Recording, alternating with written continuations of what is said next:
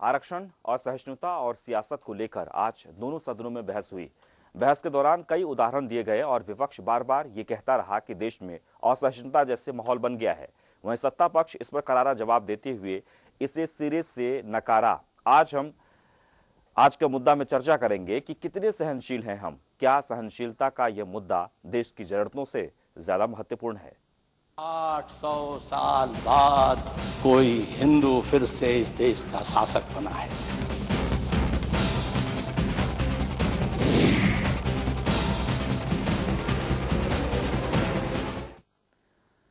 तो देश में असहिष्णुता पर मचे बवाल के बीच लोकसभा में इंटॉलरेंस पर चर्चा शुरू हुई। कार्रवाई शुरू होते ही विपक्ष ने हंगामा शुरू कर दिया। कार्रवाई दोबारा शुरू हुई, लेकिन एक बार फिर से बवाल मचा माकपा नेता के उस बयान से जो उन्होंने गृह मंत्री राजनाथ सिंह को लेकर दिया था। लोकसभा में माकपा नेता के बयान पर बवाल। गृह मंत्री राजनाथ सिंह को लेकर माकपा नेता का बयान। माकपा नेता मोहम्मद सलीम ने दिया विवादित बयान। राजनाथ ने कहा 800 साल बाद देश में हिंदू शासक। राजनाथ ने मोहम्मद सलीम के बयान को नकारा। कहा बयान को सच साबित करें मोहम्मद सलीम।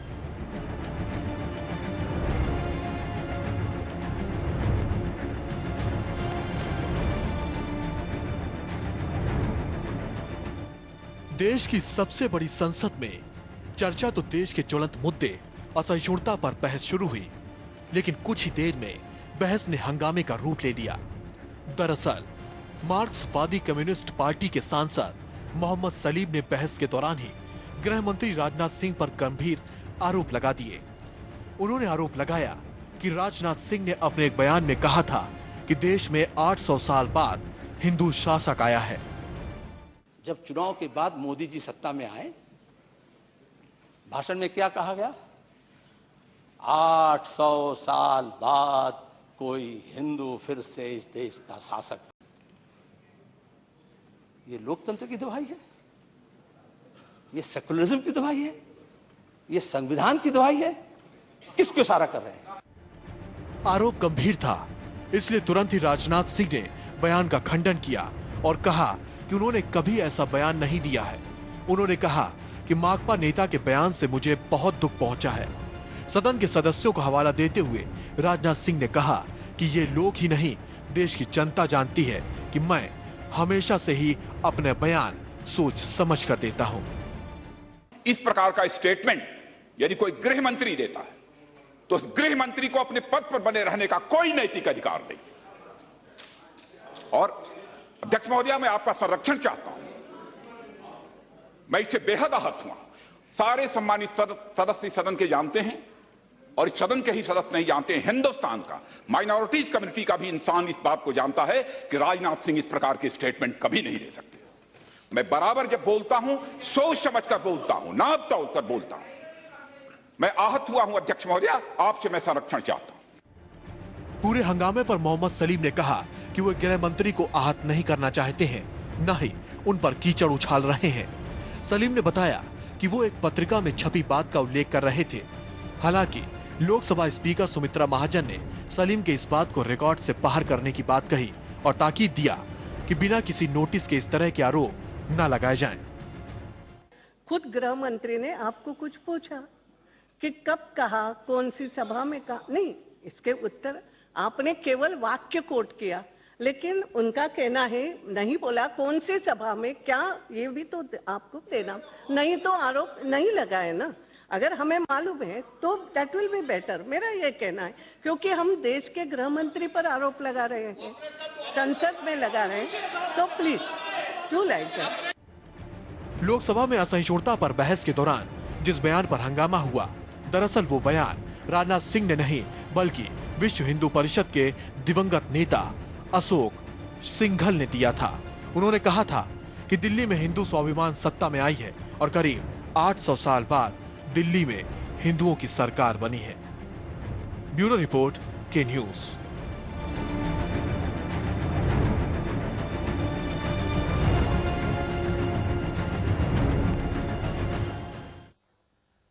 तो संसद में आज असहिष्णुता को लेकर बहस शुरू हुई और बहस के बाद विपक्ष और पक्ष में वाद विवाद होता दिखा। कई बार संसद की कार्रवाई को स्थगित भी करना पड़ा, क्योंकि लगातार विपक्ष जिस तरह से हमले कर रहे थे, जिस तरह से शोर हो रहा था, उसमें यही कहा जा रहा था कि प्रधानमंत्री इस पर चुप क्यों हैं। हालांकि 2 दिन संविधान को लेकर जब चर्चा हुई संसद में, तो उस दौरान भी असहिष्णुता को लेकर ही बातें होती रही, यानी कि ये जो चर्चा है वो इर्द गिर्द घूमती रही और बहुत सारी बातें कही गई। देश में इस तरह का माहौल है या फिर नहीं, विपक्ष लगातार ये बातें कहते रहे, लेकिन सत्ता पक्ष की तरफ से यही कहता रहा कि इस तरह की बातें सिर्फ भ्रम फैलाई जा रही है, कही जा रही है, कहीं भी इस तरह का माहौल नहीं है। लेकिन असहिष्णुता से बहस शुरू हुई और कई तरह के बातों को लेकर, यानी कि खासकर राज्यसभा की बात कर ली जाए तो बीएसपी सुप्रीमो मायावती जब अपनी बातें शुरू की असहिष्णुता को लेकर, तो उन्होंने आरक्षण की मांग कर दी। उन्होंने कहा कि सिर्फ आरक्षण को सीमित ना किया जाए, आरक्षण आर्थिक आधार पर समीक्षा करते हुए आरक्षण दिया जाए, यानी सवर्णों के आरक्षण को भी उन्होंने ये बातें कही हैं। हमारे साथ 3 मेहमान जुड़ गए हैं इस वक्त। यूएन उपाध्याय जो कि आरक्षण विरोधी नेता हैं, स्वागत है आपका। मोहसिन रजा साहब बीजेपी के नेता हैं, आपका भी बहुत बहुत स्वागत है। और पंकज तिवारी जो कि कांग्रेस के नेता हैं, आपका भी बहुत बहुत स्वागत है। सिलसिलेवार तरीके से हम एक एक मुद्दे पर चर्चा करेंगे, लेकिन सबसे पहले असहिष्णुता को लेकर जो लगातार बहस हो रही है और देश भर से प्रतिक्रिया भी मिल रही है। विपक्ष इस मुद्दे को जोर शोर से उठाया है, लेकिन क्या कितने सहनशील हैं हम? क्या असहनशीलता या फिर असहिष्णुता जिस पर हम चर्चा कर रहे हैं, ये बहुत जरूरी है? देश में बहुत सारे मुद्दे हैं, उसे पीछे छोड़कर हम बेकार की बातों में पड़े हुए हैं और वो भी संसद का समय खत्म बर्बाद कर रहे हैं। वहां पर चर्चा हो रही है और सभी लोग उसमें बहुत ही इंटरेस्ट लेकर, यानी कि रोचक होकर एक एक बात को लेकर करारा जवाब दिया जा रहा है, हमले हो रहे हैं, बातें हो रही है, परिणाम कुछ नहीं निकल रहा है। सबसे पहले हम बात करेंगे मोहसिन रजा साहब। मोहसिन रजा साहब, ये बहस कितना उचित है?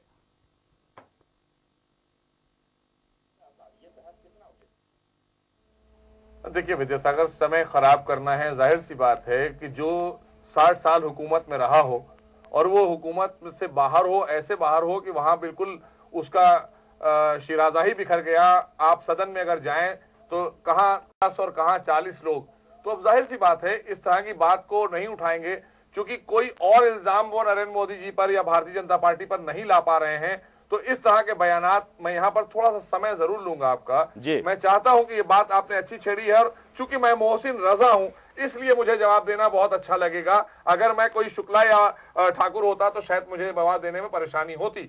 लेकिन मैं ये जानना चाहता हूं, ये जो हमारे महान भाव जो सेलिब्रिटी बोल रहे हैं, इनकी पिक्चरें कौन लोग हिट करते हैं, कौन इन्हें पैसा कमवाते हैं, कौन लोग इन्हें नाम और सम्मान देते हैं, इन्हें सोचना चाहिए बोलने से पहले। कितने लोगों को सम्मान देता है हिंदुस्तान में, किस तरह से सम्मान दिया जाता है, ये खूब जानते हैं। लेकिन उसके बाद भी अगर इस तरह के स्टेटमेंट अगर आमिर खान देते हैं या शाहरुख खान देते हैं या सलीम साहब सदन में कहते हैं हमारे राजनाथ जी को इस तरह से कि वह ऐसा कहते हैं, तो आखिर ये बयान या उत्तर प्रदेश सरकार के कैबिनेट मंत्री आजम खान साहब बोलते हैं, आखिर और नेता कोई नहीं रह गए हिंदुस्तान के अंदर? यही बोलेंगे और इनकी बात को दूसरी पार्टी के लोग उठाएंगे। इसका मतलब है प्लानिंग के तहत सबको पता है कि भारतीय जनता पार्टी या मोदी जी की सरकार बहुत सही दिशा में काम कर रही है, देश के विकास को आगे और विकास की दिशा में आगे ले जा रही है। तो ये सब जानते हैं, लेकिन उसके बाद डाइवर्जन कर रहे हैं। लोगों के अंदर पैनिक पैदा करने का काम सिर्फ और सिर्फ कांग्रेस, समाजवादी पार्टी कर रही है या कम्युनिस्ट कर रहे हैं। ये अच्छी चीज नहीं है। देश में कहीं कोई ऐसी चीज नजर नहीं आती। मैं रात के 2 बजे निकलता हूं, मेरे घर के लोग निकलते हैं और मेरे दोस्त निकलते हैं, मुझे तो नहीं कभी नजर आया ये सब चीजें। आखिर बॉम्बे में बैठे हुए जो लोग सिक्योरिटी में बैठे हैं उनको ये चीजें नजर आ रही हैं, जिनके करोड़ों फैन हैं हिंदुस्तान में, हाँ, हर मजहब के, हर मिल्लत के लोग, हर जाति के लोग, वो इस तरह की बात कहते हैं। बड़े शर्म की बात है।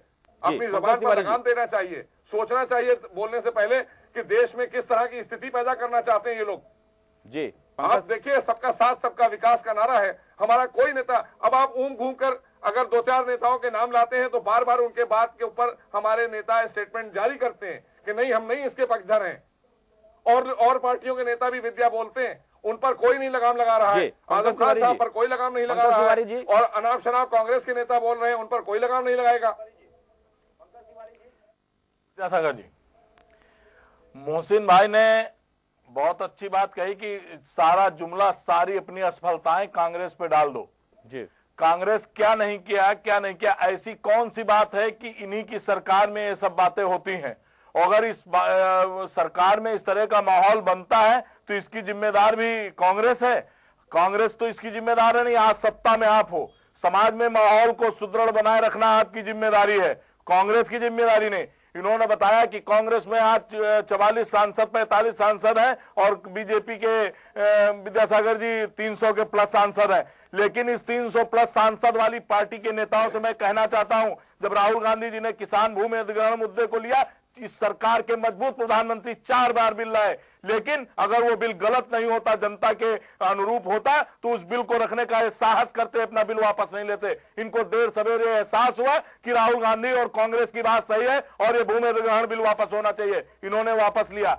आ गई माहौल की, तो ऐसी कौन सी बात है, किस नेता पे आपने अपने सारे बयान तो आपके नेता, चाहे वो साक्षी महाराज हो, शायद साध्वी प्राची हो, संगीत सोम हो, जिस तरह के बयान ये लोग देते हैं, वहीं आ गए। मैंने कहा ना कि ओम घूम के नहीं, और ये और पता है जब किसान हम बात कर सकते हैं नहीं, और आपके पास इसके अलावा मुद्दा नहीं, विकास का मुद्दा है नहीं, विकास का मुद्दा है नहीं। बहस का मुद्दा ये रिजवी जी के अंदर जो पैनिक पैदा करने का काम कांग्रेस कर रही है, ये अच्छा नहीं है। कांग्रेस कुछ नहीं कर रही है, केवल भारतीय जनता पार्टी कर रही है, क्योंकि भारतीय जनता पार्टी के पास विकास का एजेंडा नहीं है। मैं आपको एक बात कहना चाहता हूँ, मैं पंकज जी की बात मैंने बीजेपी की साथी के बीच में बाद में बोला नहीं, कृपया मेरी बात खत्म हो तब बोले। चाहता कि देश का माहौल खराब हो, जो शासन से केवल वो करता है। जिस दिन से नरेंद्र मोदी की सरकार देश में बनी है, उस दिन से देश का माहौल खराब है, देश का माहौल सुदृढ़ नहीं है। जो भी सामाजिक आदमी है उसको बोलने के अधिकार पे पाबंदी है।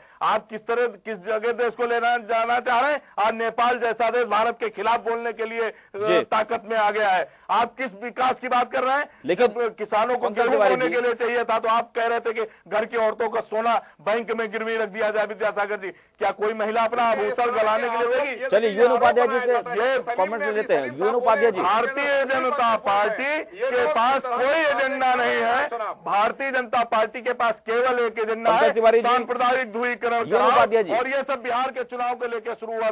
को लेकर दिन भर बहस हुई है, इनकी नीतियों को फेल करके बता दिया विद्यासागर जी। पंकज तिवारी जी, हम लौट रहे हैं आपके पास। यूएन उपाध्याय जी, आज असहिष्णुता को लेकर दिन भर बहस होती रही और बहस में कई बातें सामने आई। राज्यसभा में जब बहस शुरू हुई तो आरक्षण की बात को लेकर चर्चा हुई, उस पर हम करेंगे, लेकिन सबसे पहले असहिष्णुता को लेकर हम आपके विचार जानना चाहेंगे बहुत ही कम शब्दों में। छोटे से ब्रेक का टाइम हो गया है, अच्छा ब्रेक के बाद लौटेंगे तब हम आपसे जानेंगे कि आखिरकार असहिष्णुता को लेकर, क्योंकि देश भर में इस पर लगातार प्रतिक्रियाएं जो मिल रही है वो कितना उचित है। क्या हमारे देश में तमाम जो मुद्दे हैं वो धीरे धीरे पीछे पड़ते जा रहे हैं, विकास कार्य पीछे पड़ते जा रहे हैं, और इन सब बातों को लेकर जोर दिया जा रहा है। लगातार हम चर्चा कर रहे हैं असहिष्णुता को लेकर, संसद में भी इस पर गर्मा गर्म बहस चल रही है और लगातार एक के बाद एक बातें भी सामने आ रही है और यही कहा जा रहा है कि पूरे देश भर में इसी तरह का माहौल है। लेकिन क्या वाकई में देश में असहिष्णुता का माहौल है? लोग डरे सहमे हुए हैं। यूएन उपाध्याय जी,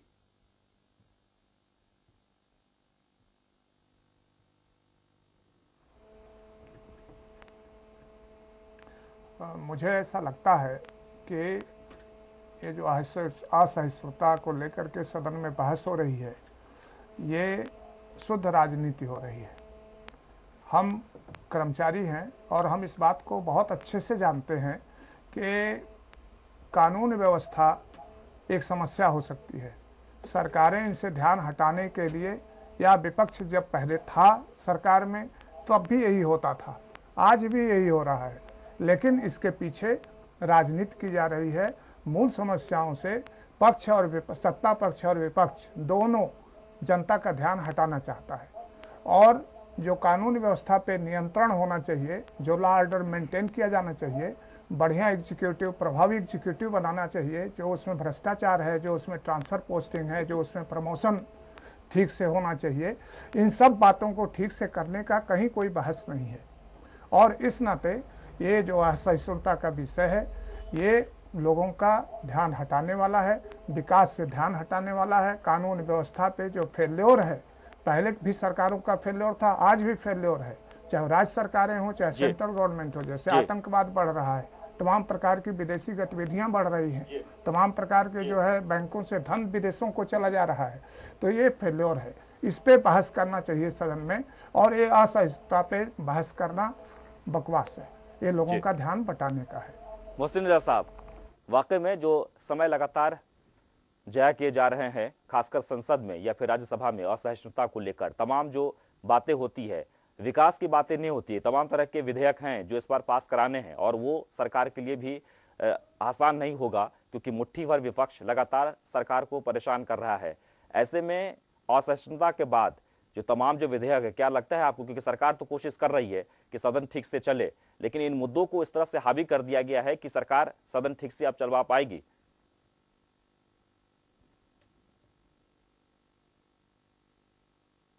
देखिए, विद्यासागर बिल्कुल सही बात कही, लेकिन एक बात यहां पर मैं, जैसा उपाध्याय जी ने कहा कि ये तो एक बहुत ही बोगस बहस हो रही है, इसका कोई मतलब नहीं है और जानते हैं लोग, समझ रहे हैं, ऐसा नहीं कि लोग नहीं समझ रहे हैं, लेकिन यहाँ पर जो इश्यूज पर बहस होना चाहिए, जो देश के लिए जो स्थिति है, जो परेशानियां हैं, जिनको बेहतर कराना है, जो बातों को बेहतर बनाना है, वो जो हमारे इश्यूज हैं उनको लेकर बहस नहीं होके इस पर डाइवर्जन है।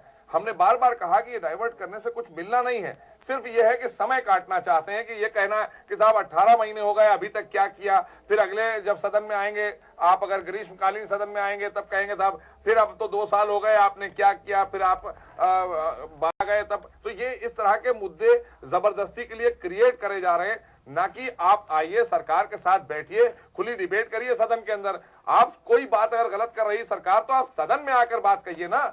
आप तो खुद भी बात नहीं कह पा रहे हैं, अपनी बात आपके पास कोई है नहीं।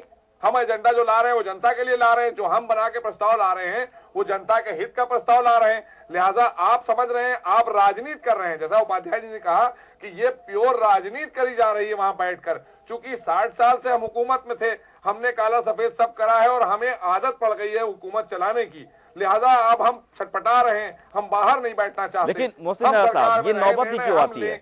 हमारे निर्णय अगर लिए हुए हैं उन्हीं को सराहा जाए, तो आपने गलत जो निर्णय लिए। जी मोहसिन साहब, आज असहिष्णुता को लेकर जो बहस हो रही है, उनको आप भी मानते हैं, सभी लोग मानते हैं कि ये सामने भी लाया जाएगा, इस बहस का कोई मतलब नहीं है, तो आप सदन में बहस करिए ना।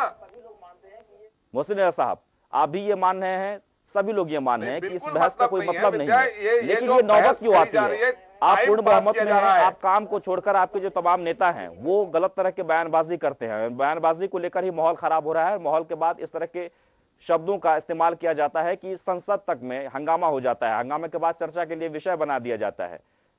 ये नौबत ही क्यों आती है?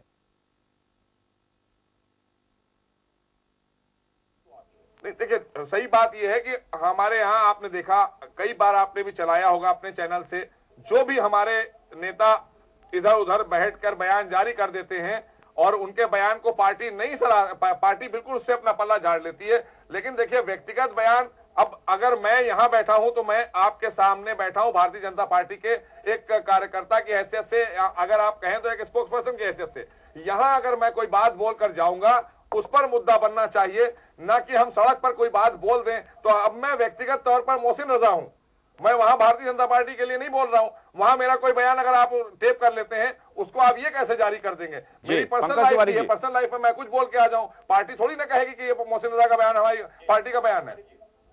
पंकज तिवारी जी। विद्यासागर जी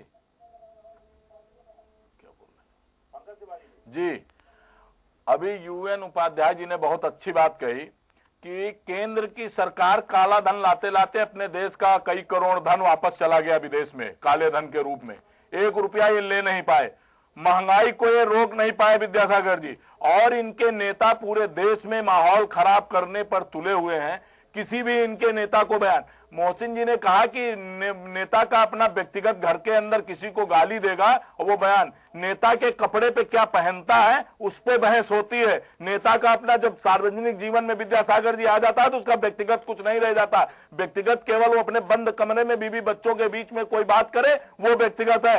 आप सार्वजनिक मंच पर कहोगे किसी को पाकिस्तान भेज दो, किसी को अफगानिस्तान भेज दो, वो उस व्यक्ति का जो है व्यक्तिगत बयान नहीं हुआ। वो लोकसभा में भारतीय जनता पार्टी के सांसद हैं, केंद्र में मंत्री हैं, उसके बाद उनके बयान को अगर निजी और निजता का बयान कहा जाएगा, व्यक्तिगत बयान कहा जाएगा, तो ये बहुत गलत और भारतीय जनता पार्टी के लिए शर्म की बात है कि आप अपने नेताओं पर अंकुश नहीं लगा पा रहे हैं, महंगाई को कंट्रोल नहीं कर पा रहे हैं, कालाधन लाने के बजाय देश का पैसा एक बैंक की ऑडिट टीम के माध्यम से बाहर जा चुका है। की बात यह है कि ये इसलिए कि हर मोर्चे पर फेल ये मोदी की सरकार विद्यासागर जी केवल इस माहौल को 60 सालों में कि अगर उसको सुधारने का काम कर रही है भाजपा, तो आप डर रहे हैं कि जनता के सामने इसी सदन के अंदर जब 40 रुपए में प्याज था तो इनके नेता प्याज की माला पहन के संसद के बाहर खड़े थे। आज 60 रुपए किलो प्याज और 80 रुपए किलो टमाटर, इनको दिखता नहीं है। किस मोर्चे पर किस विकास की बात करते हैं? तीन बार किसान मैंने किया, इसलिए वो विदेशों में इतना रुपया दे आए हैं। शायद मोदी जी अपने घर से लेके आए हैं विद्यासागर जी, या तो भारतीय जनता पार्टी के कार्यालय से गया होगा वो पैसा। जिस तरह इन्होंने पैसा विदेशों में बांटा है, हमारे देश का किसान मर रहा है और विदेशों के मोला, और जिसको पैसा दे के आए आज वो सब आंख दिखा रहे हैं। नेपाल जैसे छोटे हमारे दोस्त के रूप में था, वो नेपाल आज हमको आंख दिखाता है कि भारत के मामलों में। हम लौट रहे हैं पंकज तिवारी जी, हम लौट रहे हैं आपके पास। यूएन उपाध्याय जी, लगातार असहिष्णुता को लेकर या फिर किसी चैनल पर डिबेट हो या फिर हम भी इस पर बहस कर रहे हैं, संसद में लगातार बहस हो रही है, राज्यसभा में बहस हो रही है, लेकिन मिला जुलाकर जो सामने तथ्य जो सामने आ रहा है उसमें ये कि माहौल तो नहीं है, लेकिन बयानों से लगातार इस माहौल को बना दिया जाता है, बयानों को लेकर ही मुद्दा बना दिया जाता है और वही चर्चा होती है और इसे एक मुद्दा की तरह भुनाया जाता है, पक्ष हो या विपक्ष हो। यूएन उपाध्याय जी,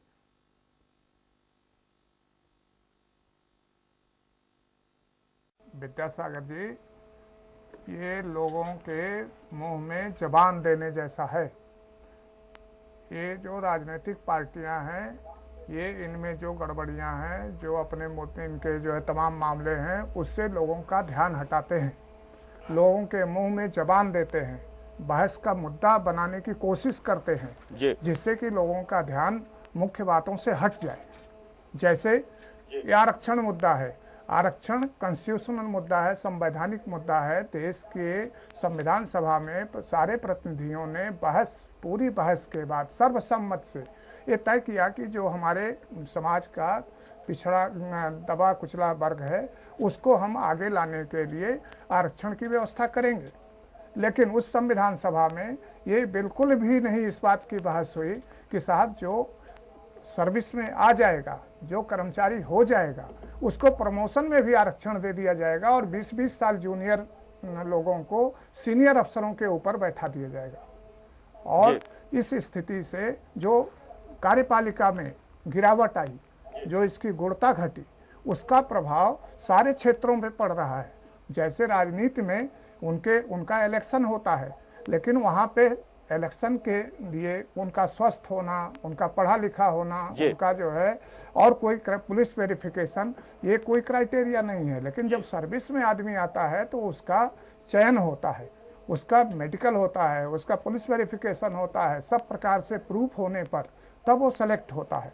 तो सर्विस में आ जाने के बाद इन सारे राजनीतिक दलों ने संविधान सभा में जो मूल संविधान में व्यवस्था थी, वो सारे संविधान का माखौल उड़ाते हुए अभी संविधान दिवस मनाया गया है, लेकिन इन्होंने प्रमोशन में आरक्षण को लेकर के 4 बार संविधान संशोधन कर दिया।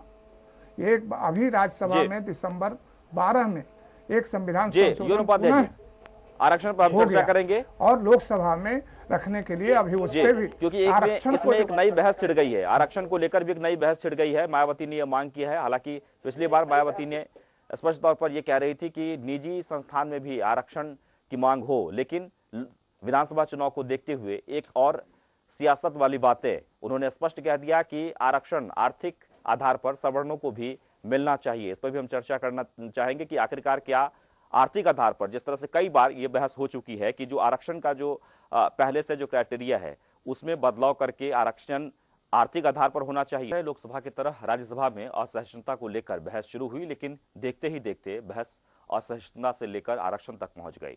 बहुजन समाज पार्टी प्रमुख मायावती ने बहस के दौरान अगड़ी जातियों को भी आरक्षण की मांग कर डाली।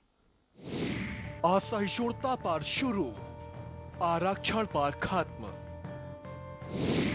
राज्यसभा में माया को याद आए सवर्ण, सवर्णों के लिए मायावती ने मांगा आरक्षण। पीएम को सवर्णों के लिए देना चाहिए आरक्षण। आखिर मायावती को क्यों याद आए सवर्ण?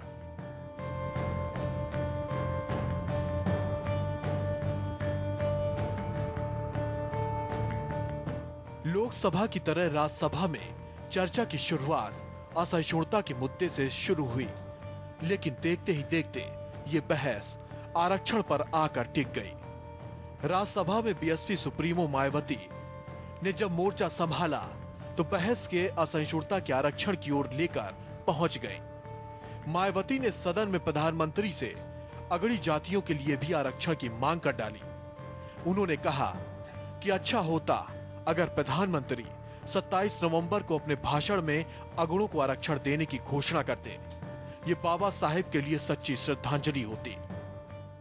यदि प्रधानमंत्री बाबा साहब की 125वीं जयंती के मौके पर भारतीय संविधान के प्रति अपनी सच्ची प्रतिबद्धता दिखाते हुए उस दिन खासकर समाज के गरीब व कमजोर तबकों के हितों में कुछ ठोस कार्य करने का ऐलान करते हुए ये कहते कि देश में दलित एवं कमजोर तबकों को प्राइवेट सेक्टर व अन्य जिन भी क्षेत्रों में इन्हें अभी तक भी आरक्षण की सुविधा उपलब्ध नहीं हुई है, तो उसे वर्तमान केंद्र की सरकार ने इनकी 125वीं जयंती के मौके पर अब इसे देने का फैसला लिया है। इसका माननीय प्रधानमंत्री जी ऐलान करते तो ज्यादा अच्छा होता। मायावती ने अगड़ों के लिए आरक्षण की मांग की है।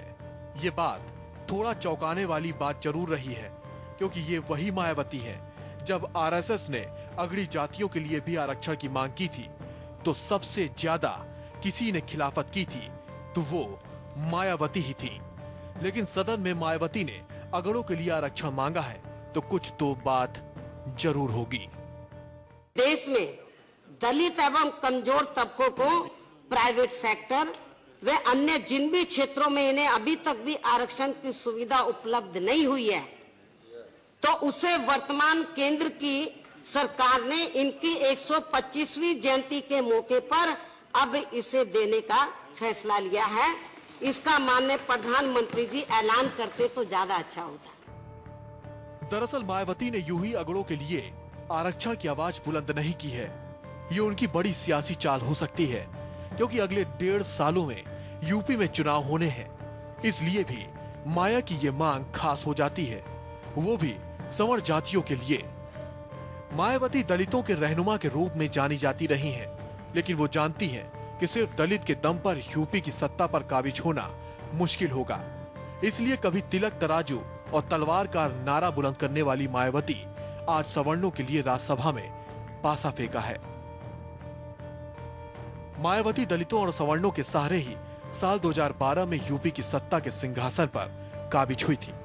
उन्होंने उस दौरान सर्वजन हिताय और सर्वजन सुखाय का नारा बुलंद किया था, लेकिन बीच में उनका यह समीकरण फेल हुआ और समाजवादी पार्टी यूपी की सत्ता पर काबिज हो गई। ऐसे में हम तो यही उम्मीद करते हैं कि राज्यसभा में मायावती की यह मांग दिल से आई हो। ब्यूरो रिपोर्ट, के न्यूज।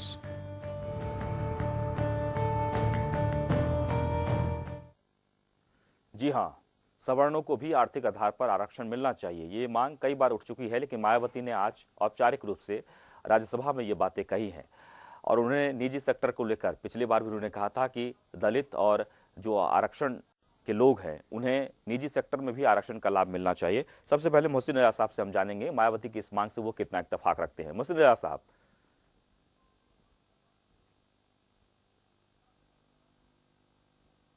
देखिए विद्यासागर, ये तो अजीब सी बात है, बहुत हास्यास्पद, मतलब बहुत हंसने वाली बात है कि मायावती जी ये मांग कर रही हैं, जो अभी आपने दिखाया रिपोर्ट में कि जो ये कहता रहा हो कि तिलक तराजू और तलवार और उसके आगे जाने क्या क्या बातें करता रहा हो, जिसकी ये सोच और फिक्र हो, और वो इस तरह का मुद्दा राज्यसभा में उठाए और ऐसी बातें करे, तो हमारी समझ से बहुत परे है। और जो बातें आप रिपोर्ट में ला रहे हैं वही बातें हैं कि अब आपको दिख रहा है जो पिछली सरकारें बनी, उन सरकार में आपने कहा 17 में आए और सर्वजन सुखाय सर्वजन हिताय वाले मुद्दे पर ऐसा कुछ नहीं, वहां ये फेलियर हुई। उसके बाद जी दिशाहीन राजनीति हो गई उत्तर प्रदेश में बिल्कुल भी। लेकिन मोहसिन रजा साहब, चलिए, मायावती की मांग जायज नहीं है, तो अब जनता की समझ में आपके अनुसार विकल्प के तौर पर कुछ नहीं था, विकल्प के तौर पर समाजवादी की सरकार बना दी। आपके अनुसार मायावती की ये मांग जायज नहीं है, लेकिन सवाल ये उठता है कि जो मुद्दा उठाया गया है उसमें क्या जो अगरी जाति के लोग हैं उन्हें आर्थिक आधार पर आरक्षण मिलना चाहिए।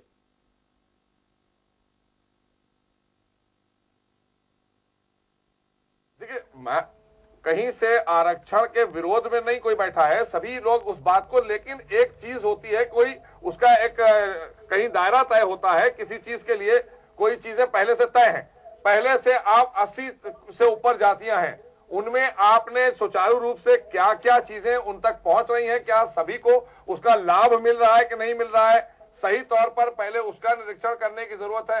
ये राजनीतिक बातें करने से कोई फायदा नहीं है कि अब कोई इश्यू नहीं है तो चलो यही बोल दो, और आए इलेक्शन तो कोई एक मुद्दा उठा दो। ये सब लोग जानते हैं, इनको सबको पता है।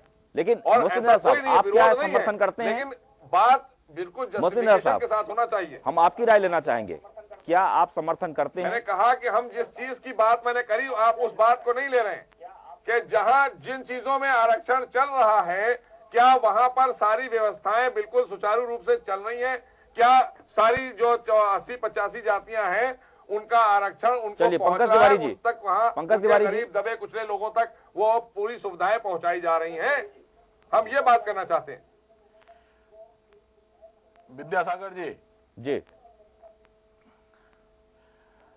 आरक्षण एक ऐसा मुद्दा है कि इसको लॉलीपॉप की तरह जो भी स्थानीय, जिस तरह नरेंद्र मोदी जी झूठ बोल के देश की सरकार में काबिज हुए, उनसे भारतीय जनता पार्टी जी हमारे बहुत अच्छे छोटे भाई की तरह है। मैं एक बात कहना चाहता हूं कि यही सब चीजें बर्बाद कर रही है देश को। थोड़ा सा अगर उन्होंने कोई, मेरी बात पूरी हो जाए, बात कहना चाह रहा हूं। नहीं, बीच में नहीं, मैं आपके बीच में कभी नहीं बोलता। ये लफ्जों का इस्तेमाल मत करिए, ये टीवी डिबेट है, यहाँ पर शालीनता का बिल्कुल परिचय नहीं, बिल्कुल शालीनता के साथ परिचय है, कोई अश्लीलता नहीं।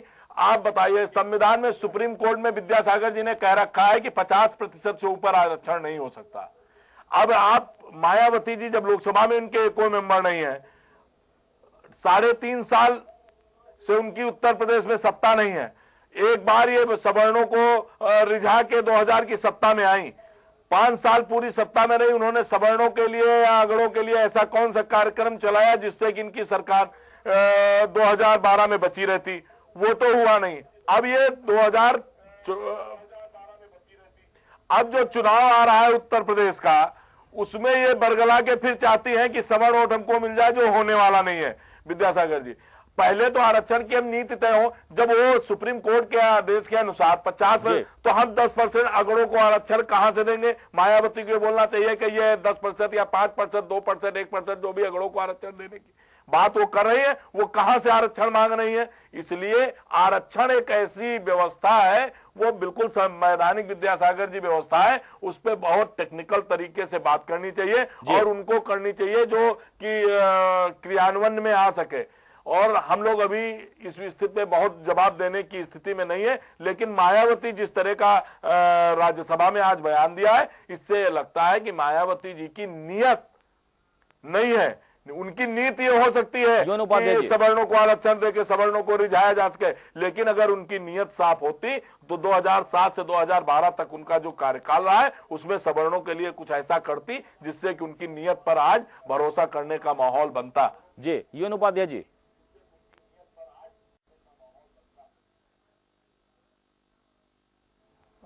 विद्यासागर जी, मुझे तो केवल एक ही चीज इसमें कहना है कि जो कर्मचारी है वो पूरे देश का औसत 4% भी नहीं है, 96% आम जनता है।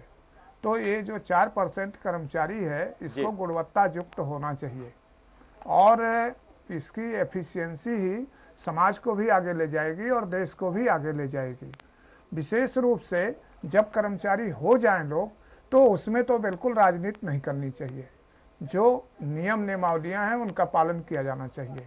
जैसे राजनीति में जात के नाम पर भी होता है, अगड़े पिछड़े के नाम पे भी होता है, क्षेत्र भाषा के नाम पर भी होता है, तमाम प्रकार के साधन उसमें जो है अपनाए जाते हैं, सारे दल अपनाते हैं। लेकिन ये रोग जो है वो राजनीति तक ही सीमित रहना चाहिए, इसको कार्यपालिका में नहीं आना चाहिए।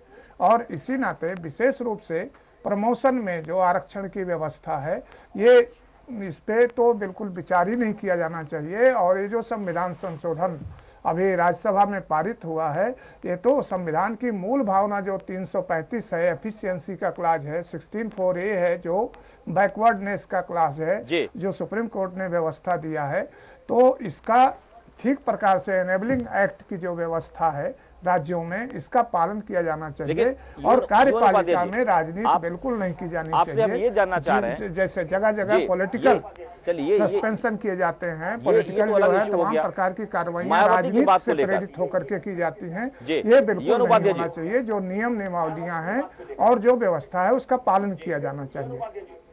मायावती जी ने जो मांग रखी है, जो वो बार बार कह रही हैं कि आर्थिक आधार पर सवर्णों को भी आरक्षण मिलना चाहिए, उससे आप कितना सहमत हैं?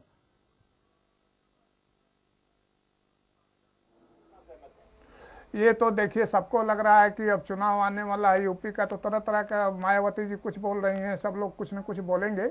इस विषय पे मुझे कुछ कहना नहीं है, बस केवल इतना कहना है कि ये रोक कार्यपालिका में नहीं आना चाहिए। और रही बात प्रमोशन में आरक्षण है या आरक्षण है, तो संविधान सभा में विधिवत इस पे विचार हुआ है और बिना व्हिप के इसको संविधान सभा के गठन के समय जिस तरह से व्यवस्था पे विचार किया गया था और एक भी सदस्य ने जब तक विरोध किया तब तक वो संविधान के आर्टिकल में शामिल नहीं किया गया।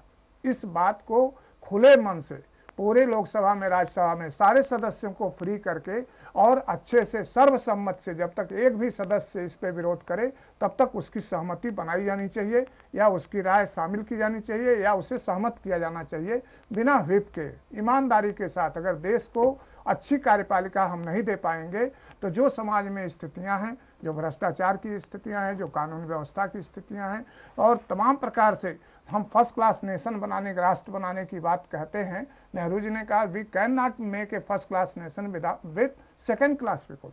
अगर हमें फर्स्ट क्लास देश बनाना है तो फर्स्ट क्लास का आदमी चाहिए। हम अमेरिका की बात करते हैं, ब्रिटेन की बात करते हैं, वहां अमेरिका में संविधान संशोधन 25 संविधान संशोधन हुए और 50 साल से 26वां संविधान संशोधन नहीं हो पाया। जी बिल्कुल, लेकिन हमारे देश में अब तक 100 से ज्यादा संशोधन हो चुके हैं। योनोपाध्याय जी, छोटे से ब्रेक के लिए रुकेंगे और लगातार राजनीतिक दल सत्ता पक्ष हो या विपक्ष हो अपने फायदे के लिए संशोधन होते रहते हैं, क्योंकि आजादी से अब तक 100 से ज्यादा संशोधन हो चुके हैं हमारे संविधान में। लेकिन आज एक बार फिर से आरक्षण को लेकर बहस छिड़ गई है। मायावती ने यह कह दिया है कि क्यों ना अग्रिम जाति को भी आरक्षण मिले आर्थिक आधार पर। वहीं उन्होंने निजी सेक्टर में फिर से एक बार मांग की है कि जो लोग दलित या फिर जो आरक्षण के लाभार्थी हैं उन्हें सिर्फ सरकारी ही नहीं बल्कि निजी सेक्टर में भी आरक्षण का लाभ मिले। सरकार से उन्होंने ये मांग रखी है। ये कितना जायज है, कितना उचित है? बहुजन समाज पार्टी की मुखिया मायावती ने अपर कास्ट के लिए आर्थिक आधार पर रिजर्वेशन देने की मांग की है। संसद में मायावती ने कहा कि प्रधानमंत्री ने अगड़ी जाति को आरक्षण देने की घोषणा क्यों नहीं की। अगर 27 सितंबर को पीएम ऐसा करते तो ये डॉक्टर अंबेडकर को सच्ची श्रद्धांजलि होती, जिसको लेकर उत्तर प्रदेश में बयानबाजी का दौर शुरू हो गया है। आरक्षण को लेकर एक बार फिर शुरू हुई सियासत। माया ने एक बार फिर चली आरक्षण की चाल। समान वर्ग को आर्थिक आधार पर आरक्षण देने की मांग। आरक्षण को लेकर सियासी दल आमने सामने। यूपी में शुरू हुआ बयानबाजी का दौर।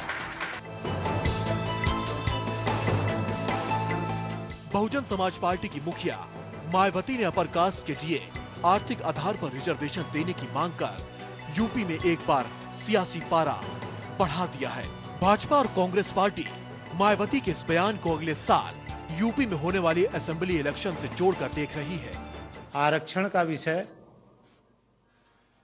एक ऐसा विषय है जिसे पार्लियामेंट के अंदर तय किया जाएगा और मायावती जी यदि इस बात को उठाई हैं, वो समझती हैं कि संविधान में सवर्णों के लिए भी आरक्षण का प्रावधान हो सकता है, तो वो प्रस्ताव लावें पार्लियामेंट के अंदर और तब उस पर डिबेट करें क्या निर्णय होता है। कॉन्स्टिट्यूशन जिस चीज को अलाउ करेगा कांग्रेस पार्टी उसके साथ है। आरक्षण को लेकर के सियासी बयानबाजी पर उतारू हैं मुलायम और मायावती। गरीब सवर्णों को भी आर्थिक आधार पर आरक्षण मिले, इस बात की भारतीय जनता पार्टी भी पक्षधर है। लेकिन पिछड़ों और दलितों को जो आरक्षण का प्राविधान संविधान में है उसमें भी गरीबों को मिले, वंचितों को मिले, इसके लिए भी तो प्रयास होने चाहिए। वहीं कुछ दिनों पहले समाजवादी पार्टी 17 अन्य पिछड़ी जातियों के सम्मेलन के बहाने केंद्र सरकार और बसपा मायावती पर हमला बोला था और सपा इन अन्य पिछड़ी जातियों को अनुसूचित जाति में शामिल कराने के लिए समाजवादी पार्टी सरकार के अब तक के प्रयासों का जिक्र करते हुए इस मामले में जरूरत पड़ने पर सुप्रीम कोर्ट तक भी जाने की बात कही है।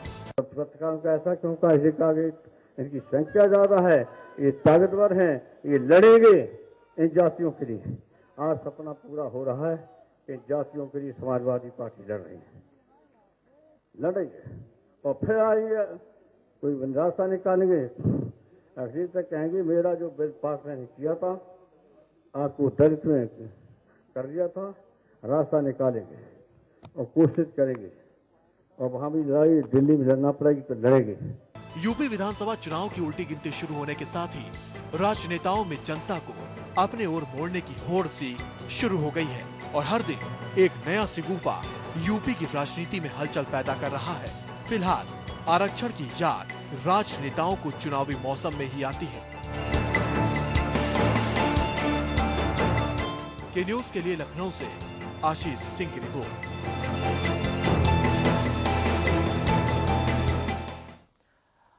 और लगातार हमारे मेहमान भी बने हुए हैं। मोहसिन रजा साहब, आरक्षण को लेकर या असहिष्णुता को लेकर ये सब सिर्फ और सिर्फ एक बयानबाजी है राजनीति के लिए?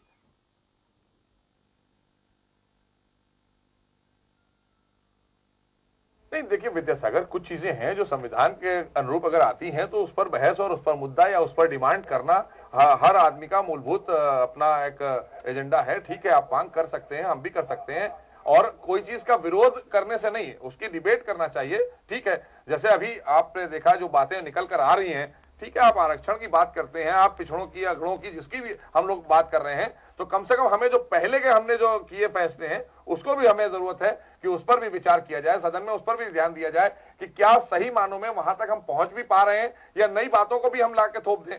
हमें हर चीज को देखना है, टाइम टू टाइम हर चीज का रिव्यू होना चाहिए और उसके साथ साथ जो बातें आजकल चल रही हैं देश में, मैं उस पर बार बार बात कहना चाहता हूं कि और दलों को इस बात पर बहुत ध्यान देना चाहिए कि संयम से देश हमारा बहुत प्यारा है, सारे जहां से अच्छा हिंदुस्तान हमारा, याद रखिएगा और इसको तोड़ने की कोशिश मत करिए अपनी बयानबाजियों से और खास करके एक समुदाय के लोगों से बयान जारी कराकर ये रणनीति जो अपनाई है हमारी कांग्रेस पार्टी ने, ये अच्छी नहीं है और इसके लिए मैं बार बार उनको कंडेम करूंगा कि ये सब चीजों को बंद करें, देश को विकास के रास्ते पर जाने दें।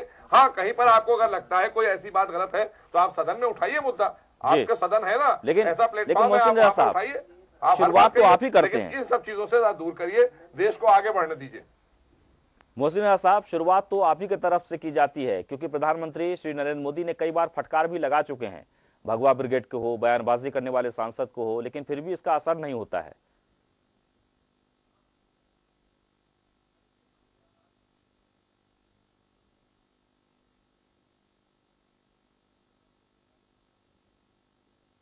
मोहसिन रजा साहब, सुन पा रहे हैं आप?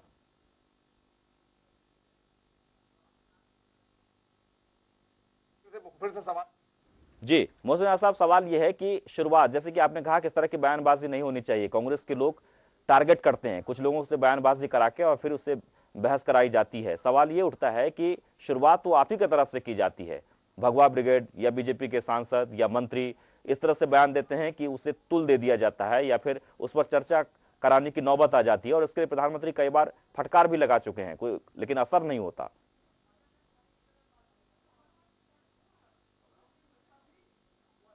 देखिए, कभी कभी आपको पता होगा कुछ चीजें ऐसी होती हैं कि वाकई में आपको सबको मान लेना चाहिए, कोई आदमी अपनी आदत बना लेता है। अगर कोई भी इंसान, चाहे मैं हूं, मैं अगर आदत बना लूं तो उसको आप ये मत समझिए कि ये हमारा बयान हो गया। बहुत से लोग हैं मुहावरे में बोला करते हैं बहुत सी चीजें, मैं इस सब चीजों से बिल्कुल अलग बात करता हूं। मैं चाहता हूं कि इतना हसीन, इतना प्यारा हमारा देश है, यहाँ की एक जयती की मिसाल पूरी दुनिया में दी जाती है, लिहाजा इस तरह की ओछी और गंदी राजनीति कतई तौर पर कांग्रेस न करे। ये कांग्रेस की राजनीति है, मैं बार बार कहूंगा, मैं खुलकर कह रहा हूं कांग्रेस की राजनीति है और किसी की नहीं है। और उनके साथ जो उनके सहयोगी दल हैं, ये देश को तोड़ने की राजनीति मत करिए, कतई तौर पे मत करिए। और जो हमारे यहाँ के बयानात की बात की जाती है उस पर हमारे शीर्ष नेता जवाब दे चुके हैं और बार बार उस बात पर जवाब दिया जाता है। जी पंकज तिवारी जी।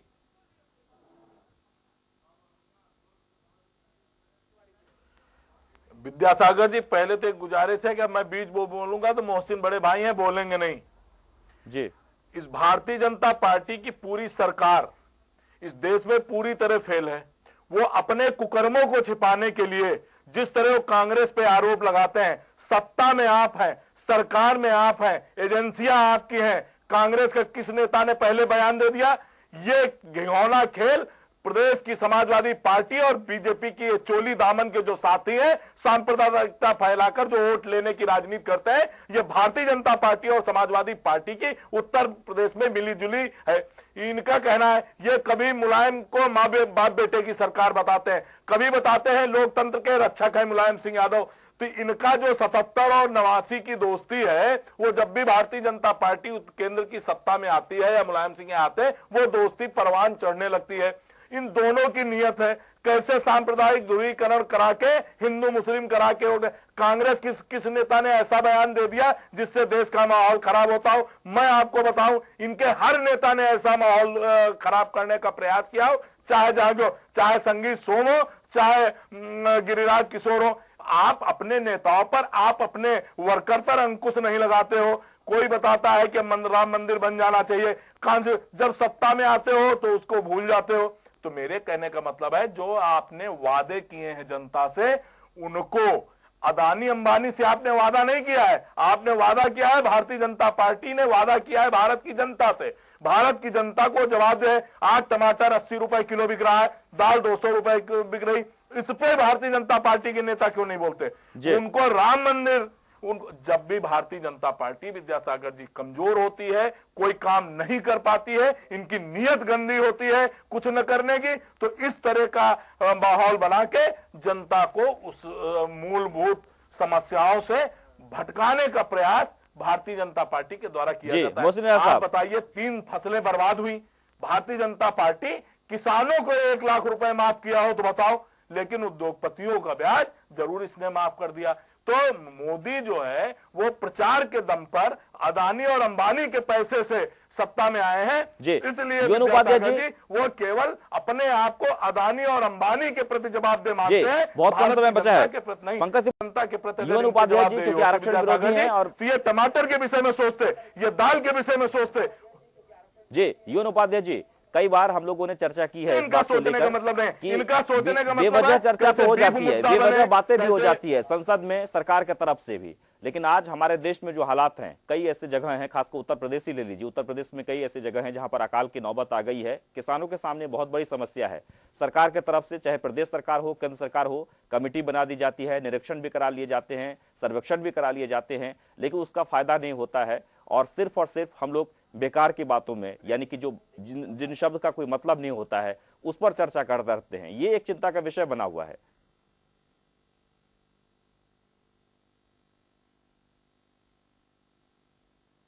सागर जी, एक जो बार बार आप हमको आरक्षण विरोधी के रूप में प्रोजेक्ट कर रहे हैं, ये ठीक नहीं है।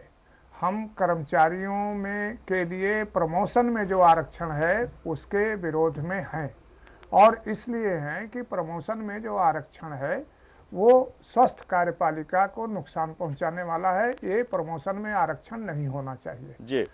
रही बात अभी जो आपने कहा कि सूखा है, बाढ़ है, तमाम प्रकार की और समस्याएं हैं, तो निश्चित रूप से आप इस बात को समझ रहे होंगे कि जहां भी कोई समस्या होती है वहां बात आती है इंजीनियर की, वहां बात आती है प्रशासनिक अधिकारियों की, बात आती है डॉक्टर की। तो जितनी ही बढ़िया हम कार्यपालिका बनाएंगे, जितने ही सक्षम बनाएंगे, जितने ही हम उसमें राजनीति नहीं करेंगे, हम अगर जाति के नाम पे कार्यपालिका में जो है काम करने लगेंगे, हम क्षेत्र उनके जो है अगड़े पिछड़े के नाम पे करने लगेंगे, धर्म संप्रदाय के नाम पे करने लगेंगे, तो निश्चित रूप से कार्यपालिका की क्षमता घटेगी। जी चलिए, बहुत बहुत शुक्रिया यूएन उपाध्याय जी हमारे स्टूडियो में आने के लिए। मोहसिन साहब आपका भी, और पंकज तिवारी आपका भी बहुत बहुत शुक्रिया हमारे स्टूडियो में आने के लिए, चर्चा में हिस्सा लेने के लिए। वाकई में जो हमारे देश में ज्वलंत मुद्दे हैं विकास को लेकर, उस पर तो बहस नहीं हो रही है, बातें जब शुरू होती है तो हंगामे के बाद सदन की कार्यवाही स्थगित हो जाती है, लेकिन असहिष्णुता जैसे मुद्दे को लेकर लगातार बहस हो रही है और दोनों पक्ष की तरफ से सवाल और जवाब किए जा रहे हैं, लेकिन इसके नतीजे कुछ भी नहीं निकल रहा। फिलहाल इतना ही। ताजा तरीन खबरों को देखते रहे के न्यूज़। नमस्कार।